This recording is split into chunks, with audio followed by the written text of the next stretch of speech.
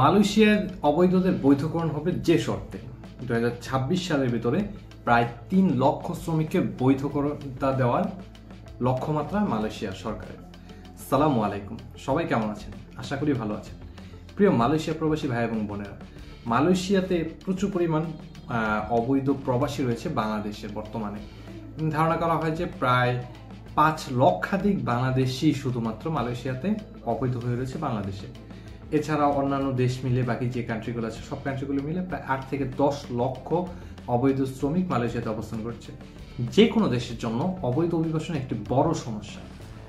এটা আমাদের দৃষ্টিতে খুব কম মনে হলেও, বা আমরা যারা বাইরে থেকে অবস্থান করছি তাদের জন্য খুব কম মনে হলেও, আসলে যে কোনো একটা কান্ট্রির জন্য কিন্তু অবৈধ শ্রমিক অনেক বড় একটা সমস্যা। এই অবৈধ শ্রমিকের কারণে কিন্তু যে কোনো দেশের অর্থনীতিতে একটা বিশৃঙ্খলা তৈরি হয়, একটা অচল অবস্থা তৈরি এবং আইনি জটিলতা তৈরি হয়। এই আইনি জটিলতা নিরসন করার জন্য মালয়েশিয়া সরকার অবৈধদের বৈধতা দানের জন্য এক ধরনের স্কিম চালু করতে যাচ্ছে। এখন তাদের আসলে কি উদ্দেশ্য এই অবৈধদের বৈধতা দান? অর্থনীতিতে শ্রমিকের যে ঘাটতি রয়েছে সেই ঘাটতি পূরণ করা এবং শ্রমবাজারে যে বিশৃঙ্খলা রয়েছে বা আইনি অস্থিরতা রয়েছে সেই অস্থিরতা নিয়ন্ত্রণ করা। আইনি অস্থিরতা বলতে কি বোঝায়? ইমিগ্রেশন পুলিশে প্রতিনিয়ত অপারেশন পরিচালনা করা, তাদেরকে একটা আইনের আওতায় নিয়ে আসা, এই অপারেশন পরিচালনা করার জন্য, এবং তাদেরকে যখন ডিটেইন করা হয় বা তাদেরকে যখন আটক করা হয় তখন তাদের জন্য একটা খরচ রয়েছে সরকারের। এই সব কিছু মিলে আসলে একটা বিশৃঙ্খলা অচল অবস্থা চলে। নর্মাল দেশের আইন প্রোটেক্ট করার থেকে আবার গিয়ে তাদেরকে আবার আলাদাভাবে একটা করা, এই ঝামেলা আসলে যে কোনো সরকারের জন্য একটা বাড়তি উৎকট ঝামেলা। এই নিয়ন্ত্রণ করার জন্য 2026 সালের ভিতরে মালয়েশিয়া সরকার একটা লক্ষ্যমাত্রা নির্ধারণ করছে। সর্বনিম্ন বা মোটামুটি 3 লক্ষ শ্রমিককে এই বৈধকরণের আওতায় নিয়ে আসে। এখন এই বৈধকরণ হবে আসলে কিভাবে?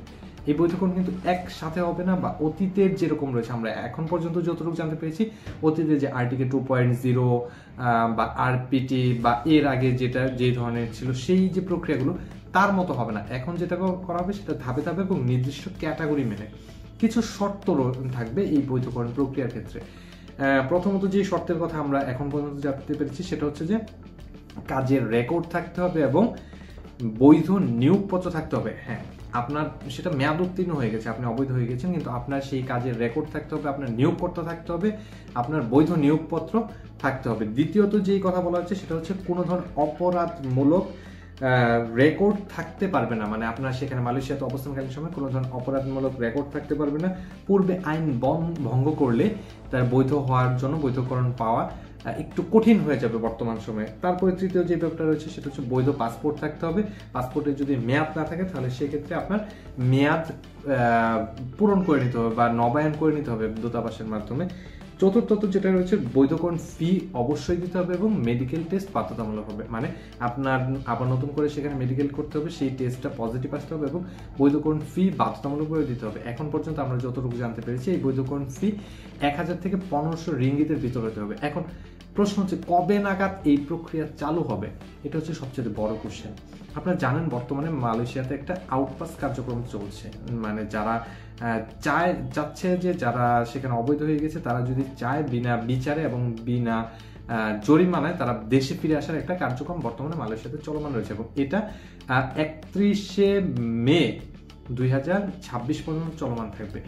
এখন পর্যন্ত যে নীতিমালা তৈরি হচ্ছে অবৈধদের বৈধতা দেওয়ার জন্য, সেই নীতিমালার আলোকে যেহেতু এটা এখনো একটা পর্যালোচনা পর্যায়ে রয়েছে এবং এই নীতিমালা সেটা মালয়েশিয়ার যে পার্লামেন্ট রয়েছে সেখানে অনুমোদন হয়ে আসতে হবে, তারপর সেটা আইনে পরিণত হবে এবং সেই আইন সেটা আরো ফার্দার যখন ডিসকাশন হবে সেই ডিসকাশনের পরে সেটা আসলে প্রয়োগ করা শুরু হবে। সেক্ষেত্রে আমরা আশা করতে পারি যে এই প্রক্রিয়াটা, অবৈধদের বৈধকরণ প্রক্রিয়া অবশ্যই সেটা মের পরে শুরু হবে এবং সেটা শুরু হতে হতে জুন মাস নাগাদ শুরু হবে। এই ব্যাপারে আমাদের তীব্র একটা আশাবাদ রয়েছে এবং এর জন্য এখন আসলে পরামর্শ কি, আমাদের পক্ষ থেকে আপনাদের প্রতি পরামর্শ থাকবে, যারা সেখানে অবৈধ হয়ে আছেন তারা যে কোনো একটা নিয়োগকর্তা, যাদের নিয়োগকর্তা নেই বা বৈধ কাজের রেকর্ড নেই, তারা যে কোনো একটা নিয়োগকর্তার অধীনে স্পন্সর জোগাড় করার চেষ্টা করুন। যাদের পাসপোর্ট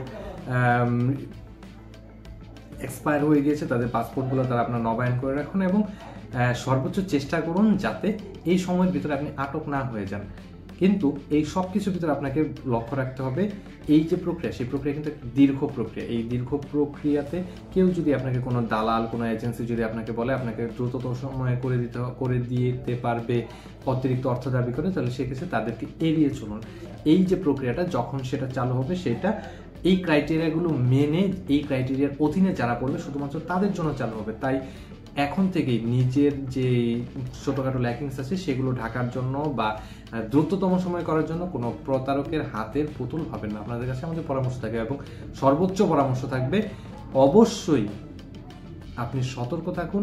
গ্রেপ্তার হয়ে আপনার এই বৈধকরণ পাওয়ার সম্ভাবনা আশায় ঘুরেবালি করে দিবেন না। আশা করি বুঝতে পেরেছেন। ভিডিওটি ভালো লাগলে লাইক, কমেন্ট এবং শেয়ার করে অন্যকে দেখার সুযোগ করে দিন। ভিডিওটি যার জন্য উপকারী মনে হয় তাকে শেয়ার করে জানার সুযোগ করে দিন। ভিডিওটি আমাদের প্রবাসী ভাইদের মাঝখানে ছড়িয়ে দিয়ে তাদেরকে সঠিক তথ্য জানতে সহায়তা করুন।